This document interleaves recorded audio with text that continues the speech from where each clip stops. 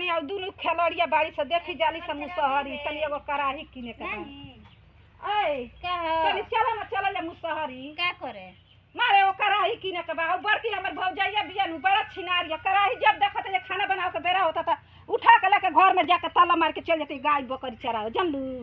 तू तो अपना खिलाड़ी बाड़ू हमनी के घर अंधा के बिगाड़ देलू आता बात रे बात बतियावे हैं का खिलाड़ी बनी हो मैंने कुछ रे कहतरू हाने कुछ रे कहतरू हम जानत नहीं थी ए माई है मौगी कितना भले एथी छिनार बिया रे के कहिया देखला बड़े के देखला नहीं कि सुनला नहीं थी बतियावल है हमरा दियादिन के फर्क धा देल बाड़ू